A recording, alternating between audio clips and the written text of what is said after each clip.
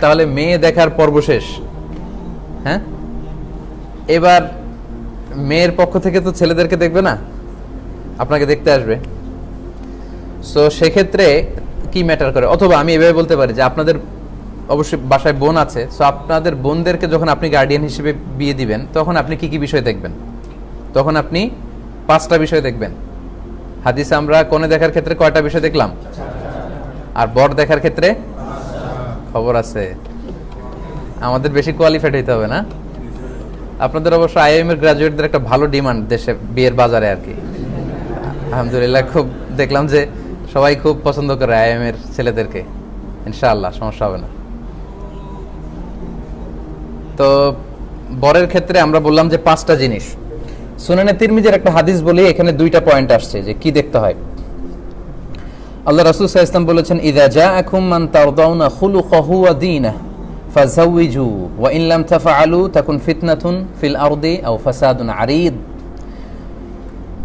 আপনি যদি ভাই হয়ে থাকেন বা মেয়ের বাবা, তাদেরকে উদ্দেশ্য করে আল্লাহ রাসূল সাল্লাল্লাহু আলাইহি ওয়াসাল্লাম বললেন, তোমাদের কাছে তোমার বোনের বা তোমার কন্যার জন্য বিয়ের প্রস্তাব নিয়ে যদি কোনো ছেলে আসে, হ্যাঁ, যার তারদাউনা খুলুকাহু ওয়া দীনাহু, যার মোরালিটি এবং রিলিজিয়ান এই 2টার ব্যাপারে তুমি কনভিন্সড যে ছেলেটা ধার্মিক, ছেলেটার নৈতিকতা আছে, ছেলেটা ধার্মিক, নৈতিকতা। ঘুরে ফিরে কিন্তু ছেলে মেয়েদের ক্ষেত্রে এটাই সবচেয়ে বেশি গুরুত্ব দেওয়া হচ্ছে ইসলামিক পার্সপেক্টিভে, তাই না? তার নৈতিকতার দিক থেকে সে খুব শক্ত এবং সে ধার্মিক। যদি এটা পেয়ে যাও, অন্যগুলো তো দেখবে, কিন্তু এই 2টা এনশিওর হয়ে গেলে ফাযাওয়িজু, বিয়ে দিয়ে দাও। আর যদি বিয়ে না দাও, অনেক সময় এমন হয় ছেলে ধার্মিক, ছেলে ক্যাপেবল, সব দিক থেকে ফিট, এরপরও ভাবে যে একটু অপেক্ষা করি, এর চেয়ে ভালো ছেলে আসবে একটা, মানে এরপরে এর চেয়ে আরো ভালো একটা আসবে। এই টেন্ডেন্সিটা খুবই খারাপ।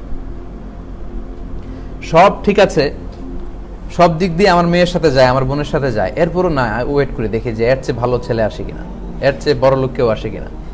এর চেয়ে কোনো শেষ নাই, এর চেয়ে ভালো, এর চেয়ে ভালো, ভালোর কোনো শেষ নাই। এইভাবে ভালোর জন্য যদি বসে থাকি তাহলে আল্লাহ রাসূল বললেন, ফিতনাতুন ফিল আরদ, পৃথিবীতে ক্যাওস তৈরি হবে, ওয়া ফাসাদুন আরিদ, এমন ফাসাদ তৈরি হবে এটা আর থামানো যাবে না। এবং এটা হচ্ছে, দেশে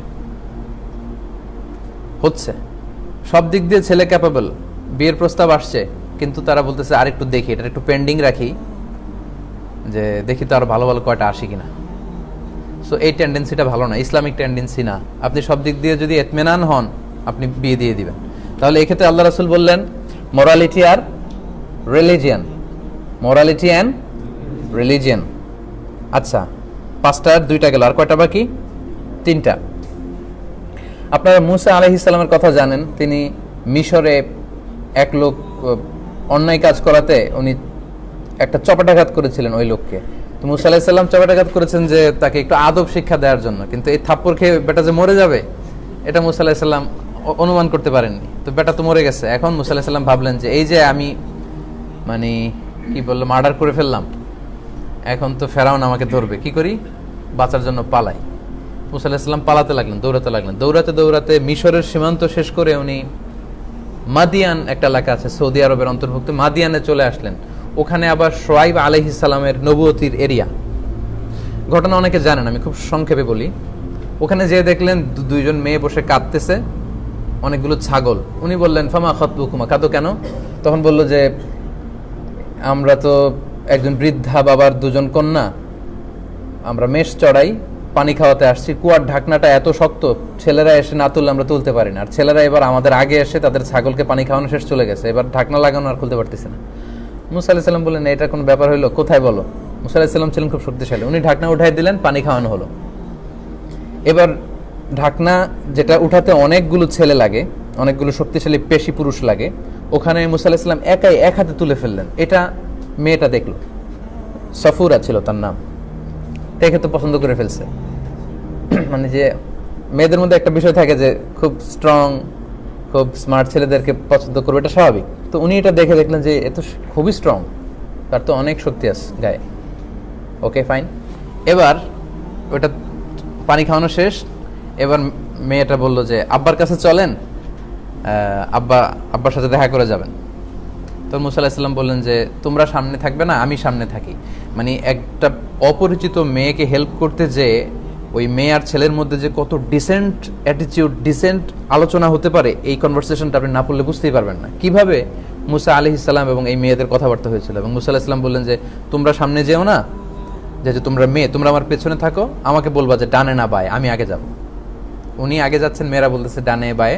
বাবার কাছে গেলেন, তো বাবার কাছে যে বললা পুরো ঘটনা বাবাকে খুলে বললো যে আব্বা সে খুবই শক্তিশালী পুরুষ, এরকম এরকম, একে আমাদের বাসায় কাজের ছেলে, মানে কাজের জন্য রেখে দেন, মানে আমাদের ছাগলগুলো চড়াবে এই যুবক, রেখে দেন।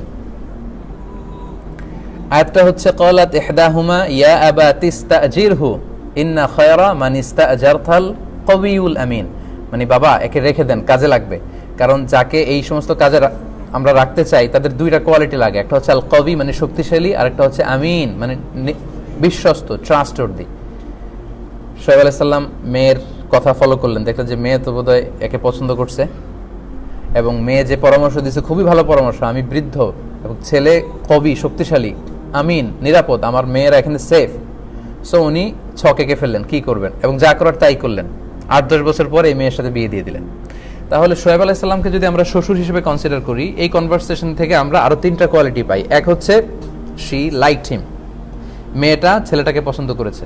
তার মানে অবশ্যই আপনি বাবা বা ভাই যাই হন না কেন, আপনার বোনকে বা মেয়েকে যার সাথে পরিণয়ে আবদ্ধ করাবেন বা বিয়েতে, অবশ্যই আপনাকে এটা এনশিওর করতে হবে যে আপনার মেয়ে ওই ছেলেকে পছন্দ করে কিনা। 2 নাম্বার হচ্ছে, 3টা গেল। 4 নাম্বার হচ্ছে আল কবি, ওই ছেলে মানে স্ট্রং ইনাফ কিনা। যদি সে খুব স্ট্রং হয়, শক্তিশালী পুরুষ হয়, দাপুটে ছেলে হয়, হি ক্যান মেক মানি, সে সবই করতে পারবে, ব্যবসা করতে পারবে, চাকরি করতে পারবে, নিজে উদ্যোক্তা হতে পারবে। এগুলো হচ্ছে দেখার বিষয়। অনেকে একেবারে কাটা কাটা হিসাব করে, কোন ব্যাংকে জব করে, কত স্যালারি, না, আগে দেখেন তার ওই স্ট্রেংথ আছে কিনা, তার অ্যাটিটিউড ঠিক আছে কিনা। ঠিক থাকলে কোনো না কোনো অবস্থায় সে লাইফে যে ঠিকই শাইন করবে, তাকে সুযোগ দিতে হবে। তাহলে মেয়ে ছেলেকে পছন্দ করে কিনা 3 নম্বরে পেলাম। 4 নম্বরে পেলাম স্ট্রেংথ, কবি, ফিজিক্যাল ফিটনেস, স্ট্রং। আচ্ছা, আর 5 নম্বরে হচ্ছে আমিন, মানে কি ট্রাস্টওয়ার্দি, তার মানে তার having good character and he will not do after marriage affair, মানে যেটা পরকীয়ার সমস্যার কথা আমরা বলি। আপনি দেখলেন যে সে আমিন, ট্রাস্টওয়ার্দি, আমার মেয়ে তার কাছে নিরাপদ। এই 5টা বিষয় কোরআন এবং সুন্নাহ খুঁজে এই ক্রাইটেরিয়াগুলো পাওয়া যায়। যখন আপনি আপনার মেয়েকে বিয়ে দিবেন বা আপনার বোনকে বিয়ে দিবেন, 5টা জিনিস দেখতে হবে। 1 নম্বর কি দেখতে হবে?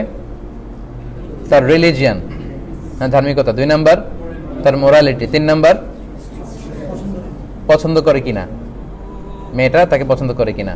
4 নম্বর স্ট্রেংথ। 5 নম্বর ট্রাস্টওয়ার্দিনেস।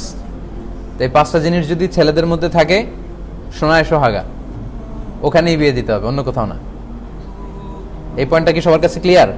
তাহলে ছেলেদের ক্ষেত্রে কয়টা, মেয়েদের ক্ষেত্রে? মাশাআল্লাহ, এই তো সব মনে রাখতে পারছেন।